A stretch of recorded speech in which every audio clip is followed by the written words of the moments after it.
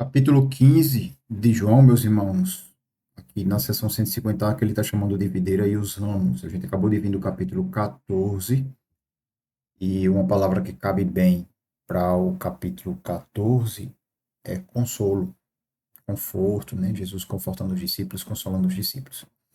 E no capítulo 15, que vai pegar essa seção 150 e a próxima seção, 150b, a palavra que a gente pode resumir é admoestação.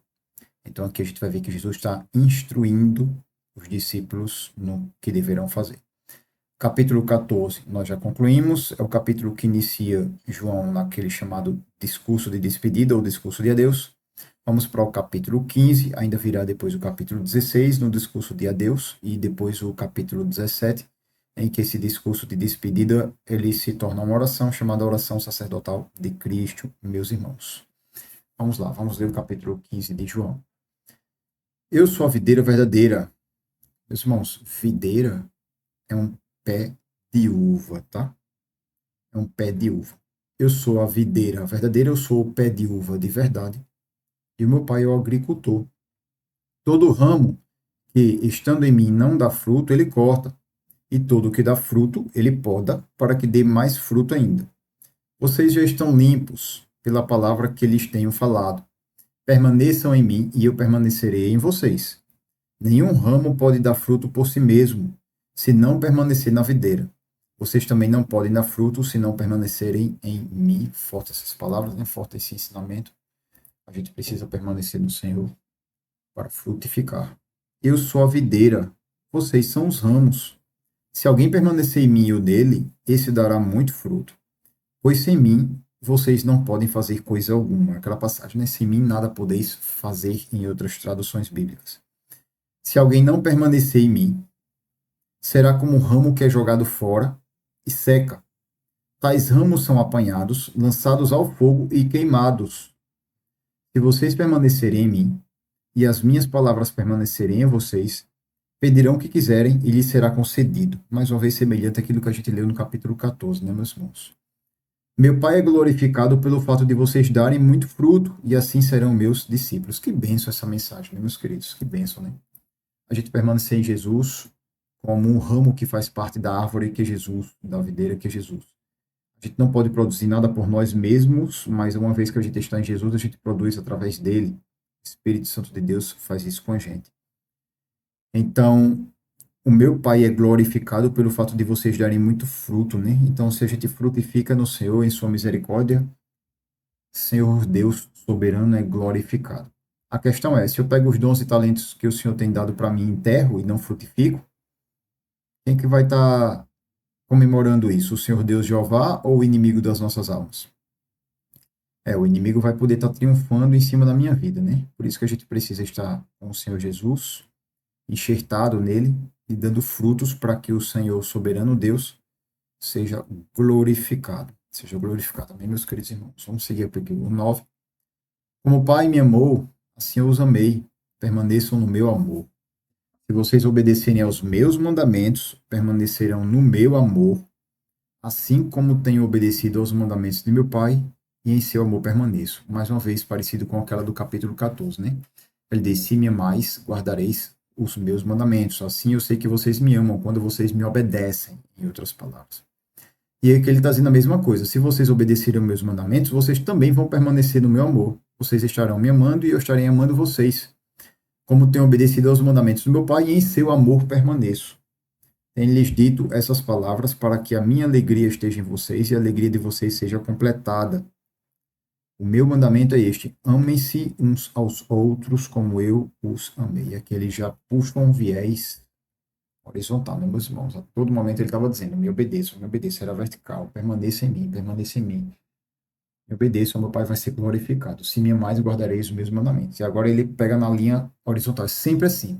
Comunhão com Cristo, comunhão com os irmãos. A comunhão com os irmãos, ela permeia, deixa eu utilizar outra palavra, ela concretiza, ela valida a comunhão com o soberano Senhor Jesus. Por isso que lá João, indo sua epístola, ele diz, né, alguém que diz que ama a Deus e odeia o seu irmão é mentiroso, porque como é que pode amar a Deus que nunca viu, se não ama o seu irmão quem vê? Ele odeia o seu irmão e diz que ama a Deus, então ele é mentiroso. Então, a harmonia vertical depende da harmonia horizontal. Nós estamos no versículo 12. O meu mandamento é este: amem-se uns aos outros, como eu os amei. Ninguém tem maior amor do que aquele que dá a sua vida pelos seus amigos. Vocês serão meus amigos se fizerem o que eu lhes ordeno. Já não os chamo servos, porque o servo não sabe o que o seu senhor faz. Em vez dito, eu os tenho chamado amigos, porque tudo o que ouvi de meu pai, e lhes tornei conhecido. Porque tudo o que ouvi de meu pai, eu lhes tornei conhecido. Vocês não me escolheram, mas eu os escolhi para irem e darem fruto, fruto que permaneça, a fim de que o Pai lhes conceda tudo o que pedirem em meu nome. Este é o meu mandamento. Amem-se uns aos outros. Amem-se uns aos outros. Aqui ele fecha essa seção 150A, dando essa advertência, né, meus irmãos, essa instrução. Amem uns aos outros. Amem uns aos outros. Ele diz que já não chamo servos, né, mas chamo amigos, porque eu já tornei conhecido para vocês tudo o que o Pai me faz. Então Jesus chama para uma intimidade maior, né, gente? Intimidade maior com ele. Claro que a nossa postura diante do Senhor Jesus é de servos. Claro. A gente dizer, na verdade, nós não somos dignos nem mesmo de ser servos. Mas olha o que é que o amor de Jesus faz para a gente, né? Então, a gente continua se prostrando diante de Jesus, continua se humilhando diante dele, dizendo que não somos dignos de ser servos. Tenha misericórdia de nós, não nos deixe, não nos solte. E por seu infinito amor, Jesus Cristo nos traz a essa intimidade, essa presença dele. Soberano Jesus. Esse é o meu mandamento. Amem-se uns aos outros. Meus irmãos, a gente vê isso aqui junto com aquilo que Jesus disse, né? De toda a lei, amar a Deus sobre todas as coisas e ao próximo como a si mesmo. Isso depende de toda a lei e os profetas. A gente está vendo a mesma coisa aqui nesses capítulos 14 e 15 de João. Capítulo 15 não acaba, meus irmãos. O capítulo 15 permanece aqui na seção 150b, a partir do versículo 18, e a gente vai aproveitar e emendar as duas sessões, tá? Para não ter que parar a aula só porque é uma sessão. Vamos fechar logo o capítulo 15 inteiro de João nessa aula. Ele diz bem assim: se o mundo os odeia, tenham em mente que antes me odiou. Se vocês pertencessem ao mundo, ele os amaria como se fossem dele. Que forte, né, meus irmãos? Mas, porém, todavia, vocês não são do mundo, mas eu os escolhi, tirando-os do mundo. Por isso o mundo os odeia. Lembrem-se das palavras que eu lhes disse. Nenhum escravo é maior do que o seu senhor. Se me perseguiram, também perseguirão vocês. Se obedeceram a minha palavra, também obedecerão a de vocês. Tratarão assim vocês por causa do meu nome, pois não conhecem aquele que me enviou. Se eu não tivesse vindo e lhes falado, não seriam culpados de pecado. Agora, contudo, eles não têm desculpa para o seu pecado. Aquele que me odeia, também odeia o meu Pai. Se eu não tivesse realizado no meio deles obras que ninguém mais fez, eles não seriam culpados de pecado. Mas agora eles as viram e odiaram a mim e a meu Pai. Mas isto aconteceu para se cumprir o que está escrito na lei deles. Odiaram-me sem razão.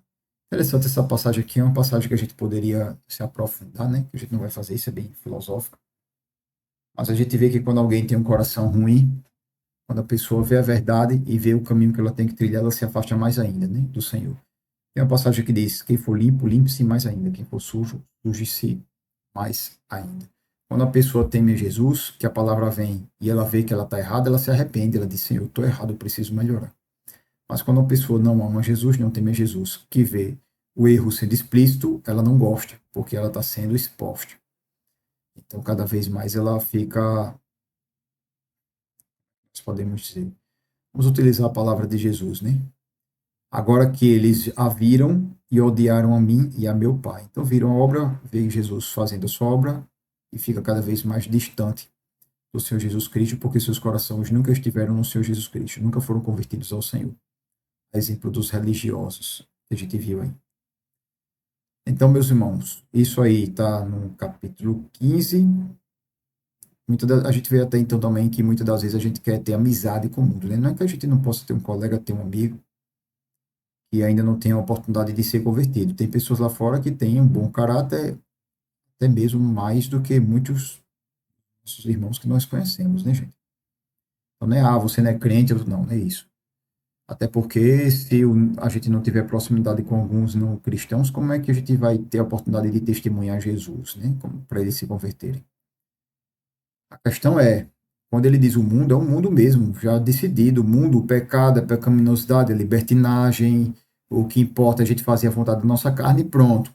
Então, esse mundo não quer Jesus. Não tem como a gente buscar aprovação do mundo, porque o mundo não vai nos aprovar. Ou a gente decide realmente dizer, Senhor Jesus, eu sou teu, chega lá no mundo e diz, olha, eu não tenho vergonha não. A minha bandeira é Jesus. A minha bandeira não é a política A, B ou C. A minha bandeira não é o desenho das cores tal, como muita gente levanta a bandeira. Respeitamos a todos. Todos façam o que desejar, mas a minha bandeira é Jesus. É por ele que eu vivo, é ele que eu sirvo. E a Bíblia que eu sigo. Então, carimba e diz, olha, eu sou de Jesus. No versículo 26, ele continua dizendo, meus irmãos, quando vier o conselheiro, que é o Espírito Santo, que eu enviarei a vocês da parte do Pai, o Espírito da verdade que provém do Pai, ele testemunhará a meu respeito, e vocês também testemunharão, pois estão comigo desde o princípio. Queridos, a gente é testemunha de Jesus, né? A gente não está aqui na terra para advogar Jesus. Muitas das vezes a gente quer advogar Jesus. Alguém fala mal de Jesus, a gente já quer advogar. Não, tá errado, tá errado, você não pode falar assim. Calma. Jesus não precisa de advogado. Jesus precisa de testemunhas. Então, será que eu tenho testemunhado Jesus? Será que eu, mesmo no meio do silêncio, tenho mostrado Jesus para as pessoas através de mim? Então, se eu sou um testemunho de Jesus, as pessoas precisam ver Jesus em mim.